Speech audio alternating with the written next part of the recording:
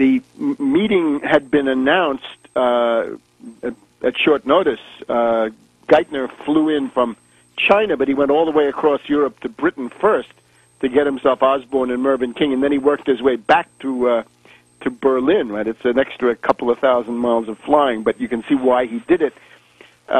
Notice he doesn't go to Paris. Sarkozy is in his pocket. He doesn't have to worry about Sarkozy. Everybody assumes that Sarkozy is now the poodle of the U.S. administration. Bad day for France, right? Quelle honte.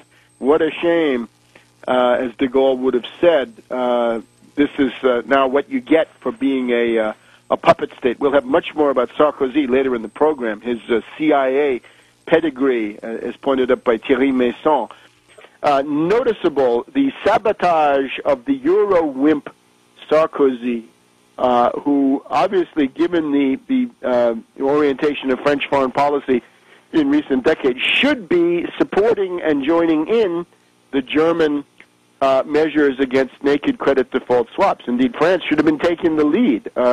With the executive powers that he has, Sarkozy could be leading the charge. So why not? What is this question now with France?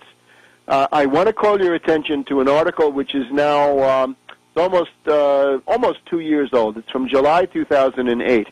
And this is Thierry Masson, Meyssassan, and it's at voltairenet.org, VoltaireNet.org. So Voltaire, the philosopher Voltaire, man of letters maybe, voltairenet.org, Operation Sarkozy, how the CIA placed one of its agents at the presidency of the French Republic, by Thierry Masson.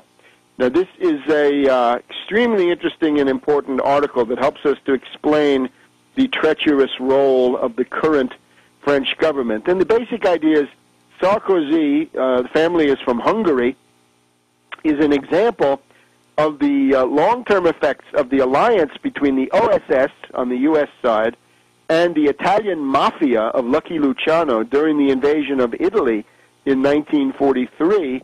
This then extended to the Corsican mafia, right, that other island there in the Mediterranean, which is French, although the population is largely sort of Italian in the language and so forth.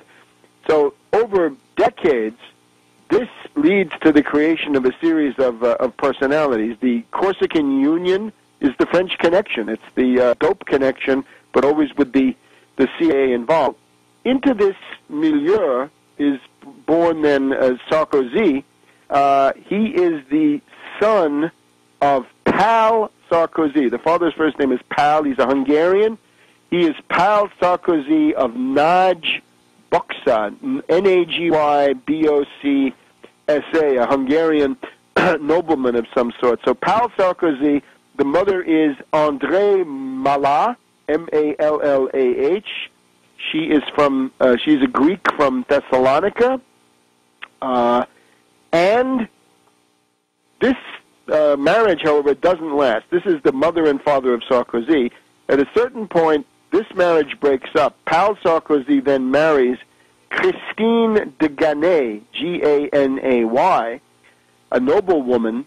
This second marriage doesn't last either, although Sarkozy, young Nicolas Sarkozy, spends a lot of time in that household. The key thing is when the second wife of Pal Sarkozy, not the biological mother of little Nicolas, but his stepmother, Sarkozy's stepmother marries Frank L. Wisner, the CIA. It's a famous CIA family. Frank Wisner Sr. was the head of the clandestine operations, the Bureau of Plans, the wet work department, in effect, right, the cold killers. But he became senile and demented already in the late Eisenhower administration, and by the time of the Bay of Pigs, he was off the charts in terms of dementia. So this is now the son. Frank L. Wisner Jr. Serves as top official of the State Department. He becomes the successor of Wolfowitz at the Pentagon in the Bush the Elder administration, obviously key CIA contacts, he becomes the envoy of the United States into Kosovo.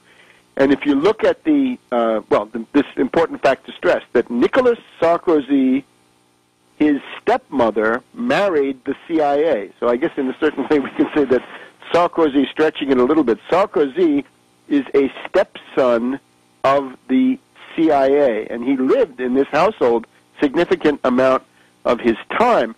Sarkozy then married the daughter of a guy called Achille Peretti, who is a figure of this Corsican mafia. That's Sarkozy's own first marriage, and he later goes on to other escapades, and we won't follow that. But if you look at the cabinet, right, two very important posts. One is this Bernard Kouchner, Kouchner.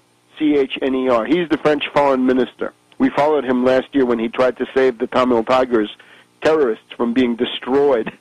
But the promotion of Kouchner, right, Doctors Without Borders, is due significantly to the role of Frank L. Wisner, Jr. So this looks like a career. Kouchner's career, his rise meteorically to foreign minister of France at the Quai d'Orsay, seems to be due to CIA support. There's plenty of precedent for this, right? Back in the pre-World War I period, we have Théophile Delcassé, whose career is supported and promoted by King Edward VII of Great Britain. It was all very, very open. This was the guy was the foreign policy expert of the British, even though he was in the French Foreign Office. This Christine Lagarde, right, especially on the issue that we've just seen. The French finance minister is this Americanized woman, Christine Lagarde, also with strong CIA connections. So you get the idea. Take a look at this article, Thierry Masson, on how the CIA put its agent at the presidency of the French Republic, and this helps to understand why Sarkozy does what he does